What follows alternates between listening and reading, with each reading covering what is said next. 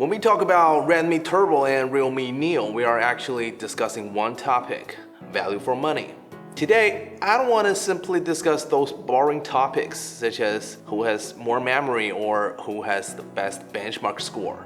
I just want to know the real difference between these two. So I got Redmi Turbo 4 and Realme Neo 7 China version. Realme Neo 7 uses the Dimensity 9300 Plus chip that we are all familiar with. Turbo usually use mid-range Qualcomm chips such as the 7 Plus Gen 2 and 8S Gen 3. But this time, Redmi betrayed Qualcomm using a MediaTek's Dimensity 8400 Ultra. This is the first time I've seen this chip. So how does this new chip perform? Compared with the previous Dimensity 8300, the 8400 Ultra doubles L2 cache and increases L3 cache by 50%. The A510 core was replaced with more powerful A725 core. This is a huge upgrade from the chip design. The mid-range chip has specifications close to some flagship. As we all know, bigger cores and more cache means more money, so this is a pretty expensive mid-range chip.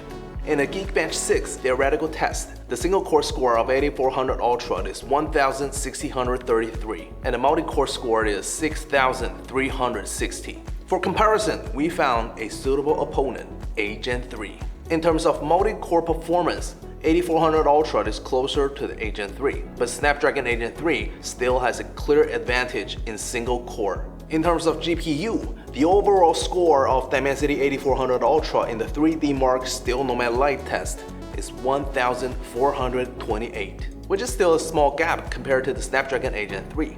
Overall, this chip is very close to 8 Gen 3. Qualcomm does not have such powerful mid-range chips so far. I think that's why Redmi Turbo 4 uses the MediaTek chip this time. Now, all we have to do is compare the two phones in real games. First, the classic Genshin Impact test. Obviously, Realme has a better gaming experience here, which is actually within my expectation. In a Star Rail, which has higher GPU requirements, the gap between the two phones has become smaller. Realme will have slightly higher frame rate and less jitter, but will also have significantly higher power consumption and temperatures. It's hard for me to say which one is better, but one thing is certain: Redmi has better heat dissipation ability here. If you only look at the chip itself, 8400 Ultra is slightly inferior to 9300 Plus in game, but Turbo 4 has higher heat dissipation capacities. So which one would you choose for gaming? Turbo 4 or Neo 7? Neo 7 gives up thinness and weight for a bigger battery, 7000 mAh. That's the battery capacity, twice as iPhone 16. The Neo 7 is probably the cheapest phone with a big battery you can buy right now. After the 5-hour use, the Neo 7 has 61% remaining and the Turbo 4 had 50%. In the following gaming test, the Neo 7 lasted 3 hours and Turbo 4 lasted 2 hours and 15 minutes. Neo 7 took a 45 minutes lead. The difference in battery life is greater than capacity. Good job, Realme.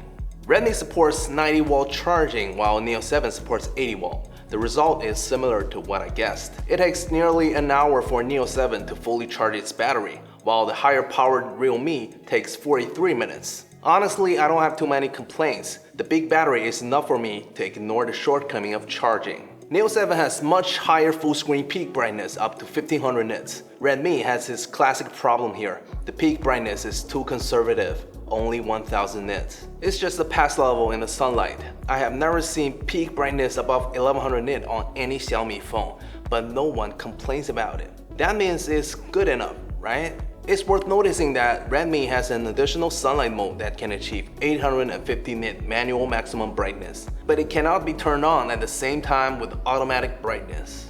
In terms of color, Redmi undoubtedly wins the game. Not only does it have the most generous 6 color modes, it also supports automatic color gamut switching. That's the key feature for color management. The color of Neo 7 is actually quite good, but it does not support this advanced function. As a phone released at the end of 2024, I was just a little disappointed with the color of Neo 7. Redmi finally got rid of the boring or overly exaggerated designs. This time the Turbo 4 is designed just right and retains the characteristics of the series itself. But there are also some very textured details added: sexy red line and light strips. Light strips are added around the two cameras, which will be activated only when the phone is turned upside down after the screen is off. Currently, it supports 3 scenarios: notification, charging, and music. Turbo 4 uses a plastic bezel and glass back cover. I don't want to complain too much. I'm more interested in the overall design than the metal material. But I've also heard the bad news that the Turbo 4 global version will use a plastic back cover. So global users should consider this before buying. Neo 7's design is inspired by spaceships. There are various patterns on the back, and the camera's decal is made of metal, but that is the only metal in the whole phone. I think Turbo 4 is more textured. When I hold these two phones in my hand, I find that there are many differences. This feeling comes from the back. The back of the Turbo 4 is completely flat, and Neo 7 has some curves. I personally like the Neo. In terms of protection, they all support IP68, so if you want to buy the global version, you can choose any of them. As a mid-range phone, it is almost impossible to have a powerful chip and excellent camera at the same time. Turbo 4 is no exception. The same LYT600 main camera as the previous generation and an 8 million pixel ultra-wide camera. There is almost no upgrade except that the aperture has become slightly larger. Anyway, let's do the comparison.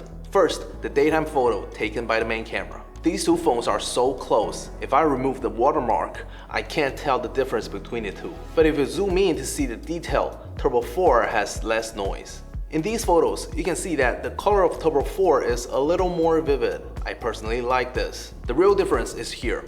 Turbo 4 has a very smart exposure strategy and can better capture bright objects. I'm not very excited about the Turbo 4 this time. When I first saw the Redmi Note 12 Turbo, I was like, shut up and take my money. Redmi Note 12 Turbo is the best mid-range phone 2023.